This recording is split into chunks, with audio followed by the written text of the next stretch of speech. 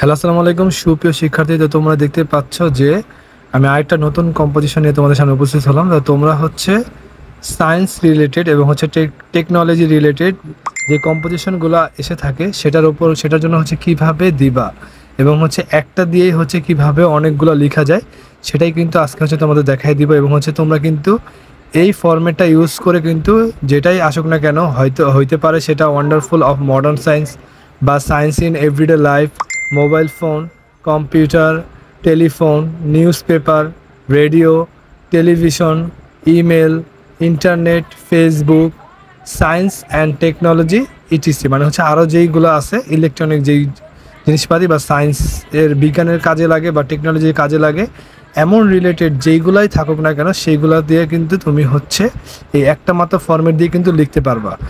তো দেখো আমরা হচ্ছে প্রথম ফরম্যাটেই হচ্ছে এখন চলে যাব। তো তুমি আসলে যে আমি বারবার বলবো যে তোমরা হচ্ছে খুব ভালো করে মুখস্থ করবা যাতে হচ্ছে তুমি একটা বললেই এখান থেকে যেটা আসলে না সেটা লিখতে পারো। তো চলো আমরা প্রথমে হচ্ছে ফরম্যাট প্রথমে চলে যাই। সেটা হচ্ছে প্রথমে আমরা হচ্ছে কম্পোজিশন নাম দিব, যেটা আমাদের কোশ্চেনে আসুক না কেন সেটা হচ্ছে নাম দিয়ে দিব এখানে। তো এখানে যেভাবে লেখা আছে এটা আমরা হচ্ছে সেম প্রসেসে ওইভাবেই লিখব। জাস্ট এখানে যেখানে হচ্ছে শুধুমাত্র অ্যাসান আছে, অ্যাসানের জায়গায় তুমি শুধুমাত্র তোমার প্রশ্নে যেটা আসবে হইতে পারে সেটা সায়েন্স ইন এভরিডে লাইফ, তারপর হচ্ছে টেলিভিশন হইতে পারে, রেডিও হইতে পারে। তো যেটাই আসুক না কেন তুমি হচ্ছে অ্যাসানের জায়গায় সেটা বসিয়ে দিলে কিন্তু হয়ে যাবে। আর এখানে যেভাবে আসে ওইভাবে লিখবা। তারপর আমরা চলে যাব হচ্ছে দ্বিতীয় প্যারায়। দ্বিতীয় প্যারায় দেখো অ্যাসান কোনো কিছু নাই, তুমি হচ্ছে দ্বিতীয় প্যারায় এভাবেই যেভাবে আসে এইভাবেই সুন্দর করে হচ্ছে প্যারা আকারে হচ্ছে লিখে দিবা। সেমভাবে এখানে কোনো কিছু চেঞ্জ করতে হবে না, এখানে যা যা আছে এইভাবে লিখে দিলেই কিন্তু হয়ে যাবে। তো দ্বিতীয় প্যারা এবং হচ্ছে প্রথম প্যারা লেখার পর দ্বিতীয় প্যারাটাও এখানে সুন্দর করে লিখে দিবা। তো এখানে যেভাবে আছে তুমি চাইলে দুই একটা লাইন নিজে থেকে মডিফাই করেও কিন্তু চাইলে লিখতে পারবা। তো এরপরে আমরা চলে যাব হচ্ছে তৃতীয় প্যারা। তো তৃতীয় প্যারা দেখো তুমি কিভাবে লিখবা। এখানে দেখো কান্ট্রি এবং হচ্ছে সায়েন্টিস্ট নেম আছে। তো তুমি হচ্ছে প্রথমে আগে সব কিছু সেম লিখবা, কিন্তু কান্ট্রি যদি তুমি কোনো দেশকে বুঝাতে চাও তাহলে হচ্ছে দেশের নাম লিখবা। এবং যদি তুমি কোনো সায়েন্টিস্টকে মেনশন করতে চাও যে তুমি ধরো এটা কোনো সায়েন্সের কোনো তৈরি করেছে বা আবিষ্কার করেছে এমন কিছু বুঝাতে চাও তাহলে কিন্তু তোমাকে অবশ্যই সেই সায়েন্টিস্টের নামটা এখানে উল্লেখ করে লিখতে হবে। তো এখানে যেইভাবে লেখা আছে ওইভাবে লিখলেই চলে যাবে।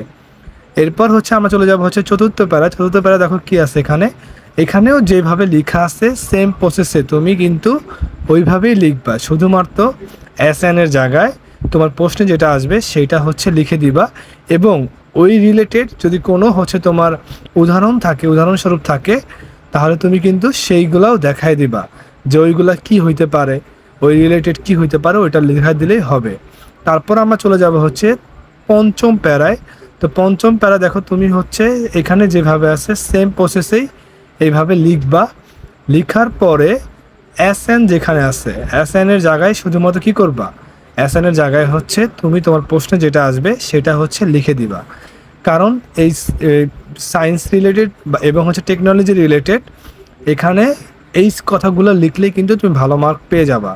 তারপর আমরা চলে যাব হচ্ছে ষষ্ঠ প্যারায়। তো ষষ্ঠ প্যারায় দেখো এখানে কিন্তু তোমাকে হচ্ছে কোনো কিছু মেনশন করতে হবে না, তোমার এখানে যেভাবে লেখা আছে তুমি কিন্তু ওইভাবে লিখলেই কিন্তু পেরে যাবে। এবং হচ্ছে এখানে কিন্তু দেখো লেখা আছে যে তুমি যেইগুলা হচ্ছে ব্যবহার করো এবং হচ্ছে এইগুলো অনেকেই হচ্ছে কি করে মানুষ খারাপ কাজেও ব্যবহৃত করে থাকতে পারে। তারপর আমরা চলে যাব হচ্ছে এটা লাস্ট প্যারায়। তো লাস্ট প্যারায় হচ্ছে আমরা খুব সুন্দরভাবে এখানে হচ্ছে এটা কি সম্পর্কে লিখেছি সেটা হচ্ছে ভালোভাবে তুলে ধরবো। এবং এখানে যেভাবে আছে তুমি হচ্ছে ওইভাবেই সুন্দর করে লিখে দিবা। সুন্দর করে লেখার পরে এখানে যে আছে এর জায়গায় তুমি শুধুমাত্র তোমার প্রশ্নে যেটা আসছে সেটা লিখে দিলেই হয়ে যাবে। তো এইভাবেই তুমি কিন্তু চাইলে তোমার সায়েন্স রিলেটেড এবং হচ্ছে টেকনোলজি রিলেটেড কম্পোজিশনটি এভাবে তুলে ধরতে পারো। তো সবাই পরের কম্পোজিশনটিও দেখে নিও। তো তোমাদের হচ্ছে 3টা কম্পোজিশন পড়লেই যেই কোনো কম্পোজিশন আসুক তুমি কিন্তু 3টা থেকে যে কোনো একটা ব্যবহার করে লিখে দিতে পারবা।